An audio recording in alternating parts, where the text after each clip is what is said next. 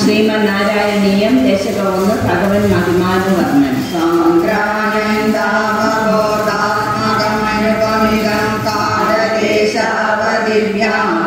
നിർമുക്തം നിത്യമുക്തം നിഗമശരസഹസ്രേണ നിർഭാസ്യമാനം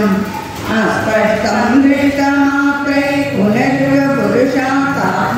ബ്രഹ്മതത്വം തദ്ധാവദ്ഭാതി സാക്ഷാത് ഗുരുപവനപുരേ അന്തഭാഗ്യം ജനാനാം ഏവം ദുർലഭ്യ വസ്തുന്യ വിസുലഭതയാ ഹസ്ത